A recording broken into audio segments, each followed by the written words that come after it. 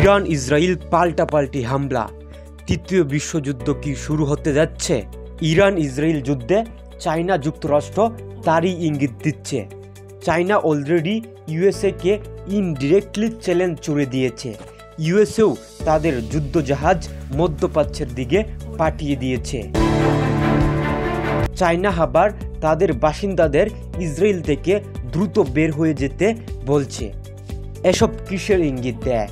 ফুল স্কেলে যুদ্ধ কি এবার শুরু হবে? এবং তৃতীয় বিশ্বযুদ্ধের শুরুর এটাই কি প্রাথমিক সাইন? একটা নিউজ রীতিমতো সবাইকে চমকে দেয়। সেটা হলো চীন ইরানকে একটি কার্গো প্লেন পাঠিয়েছে। অবাক করা বিষয়, সেই প্লেনের ট্রান্সপন্ডার মানে যেটা দিয়ে বিমানের অবস্থান শনাক্ত করা যায় সেটা ছিল বন্ধ। এর ফলে বিশ্লেষকরা মনে করছেন এটা চায়নার কোনো গোপন অপারেশন। ধারণা করা হচ্ছে এই কার্গোর মধ্যে সামরিক সরঞ্জাম থাকতে পারে। এর ফলে অনেকেই মনে করছেন চীন ইউএসএকে পরোক্ষভাবে চ্যালেঞ্জ করছে এবং ইসরায়েলের জন্য এটা একটা সতর্ক বার্তা যে চীন ইরানের পাশে দাঁড়াতে প্রস্তুত। অপরদিকে মার্কিন যুক্তরাষ্ট্র ইউএসএস লিমিটজ নামক একটি বিমানবাহী জাহাজ দক্ষিণ চীন সাগর থেকে মধ্যপ্রাচ্যে পাঠিয়েছে।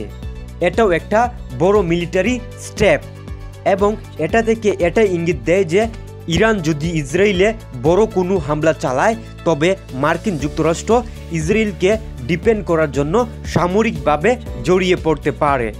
এই জাহাজ পাঠানো প্রতিরোধমূলক ব্যবস্থারই ইঙ্গিত দেয়।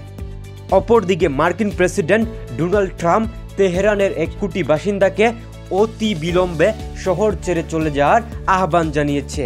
তিনি বলেছেন ইরান যদি পারমাণবিক চুক্তি না মানে তবে পরিণতি হবে ভয়াবহ। ট্রাম্পের এই কথা ইরানের উপর চাপের ইঙ্গিত দেয়। দ্যাট ম্যানস ইউএসএ ইরানকে চাপ দিচ্ছে, অপরদিকে চীন ইরানকে এখন হেল্প করছে। সো এই দুই দেশের ইনভলভমেন্টকে ঘিরে অনেকেই মনে করছেন তৃতীয় বিশ্বযুদ্ধ কি স্টার্ট হচ্ছে। যদিও তৃতীয় বিশ্বযুদ্ধের কথা এখনই বলা পসিবল না, বিকজ এই ঘটনাটি আঞ্চলিক সীমার মধ্যে এখনও রয়েছে। বড় বড় শক্তিশালী দেশগুলো ডিরেক্টলি সামরিক কোনো যুদ্ধে জড়ায়নি। তৃতীয় বিশ্বযুদ্ধের ইঙ্গিত এখন না দিলেও তাদের এই সংঘাতের তীব্রতা অনেক বড় পর্যায়ে পৌঁছে যেতে পারে, যেটার গ্লোবালি ইফেক্ট হবে।